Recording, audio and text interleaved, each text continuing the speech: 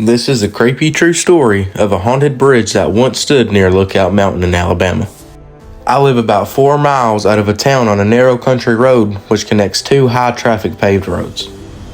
On my road there is an old iron railed bridge which has a wooden plank floor, and it makes a very distinct and creepy sound when a car passes over it.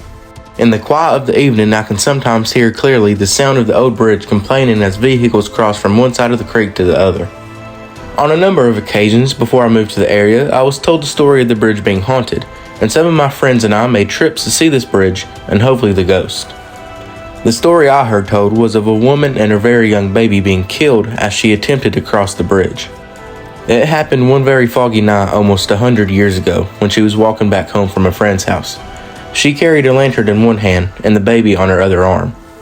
As she started to cross the bridge, someone in a speeding horse-drawn carriage came upon the bridge in such a haste that the woman was unable to retreat from the narrow confined deck of the bridge before the carriage struck her.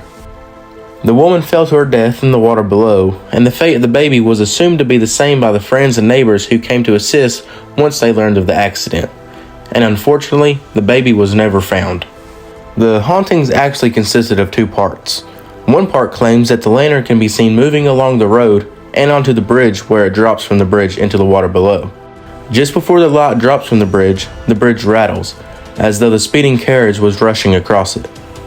The second part is said to be hearing the baby crying from somewhere in the darkness below the bridge. Foggy nights are said to be the prime time to witness these events. Now, I was never a believer in this sort of thing, but one night I was driving toward the bridge through a little light fog, when from a distance I saw a dim yellow light ahead near the bridge. Now, I was driving very slowly, and it took the better part of a minute to reach the bridge. The old bridge was positioned in a curve in the road, and the full length of it could be viewed as it was approached from my direction. I could see the light and could tell that it was then almost certainly on the bridge. I slowed almost to a dead stop and just watched. My headlights shone on the fog, which limited my visibility to just a few feet. Beyond that was only the dim yellow light. As I came to the edge of the plank flooring, I was still fixed on the light, which suddenly dropped from the left side of the structure and disappeared into the darkness. I drove onto the bridge and stopped about midway. I reached for my flashlight and opened the car door, and stepping to the railing, I shined my light down into the fog-shrouded darkness below the bridge. Seeing only the leafy undergrowth on the creek banks and muddy rain-swollen creek hurrying along on its way downstream, I really expected to see something. But there was nothing. Looking up and down the creek from my vantage point, I saw no sign of anything that had not grown there on the creek banks. My thinking was that I had just witnessed the hauntings of which I had always heard, though I had remained skeptical until that moment. There was no doubt that I seen a light, and that light dropped off the bridge. To the best of my knowledge, there was no other person anywhere near that spot at the time, and if what I had seen was a prank, it was a very good one. That was the first and last time I saw a light near the bridge. On one occasion since that foggy night, I was walking along the road near my house accompanied by my dog when we had walked to the first spot on the road where the bridge could be seen from the high ground.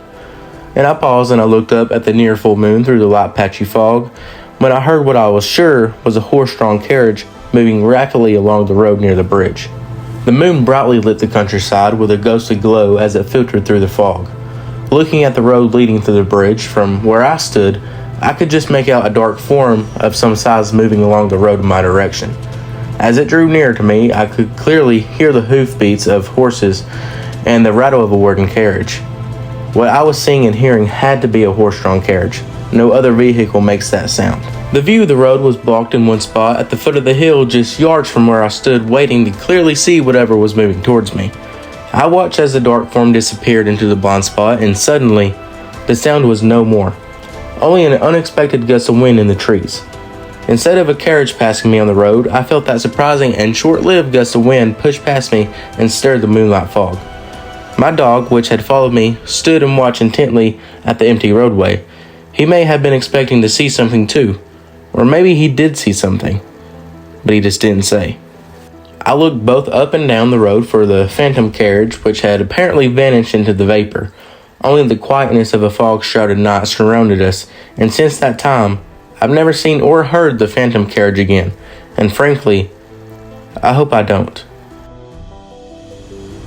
But that is going to be all for today, guys. I hope you did enjoy that nice Appalachian ghost story.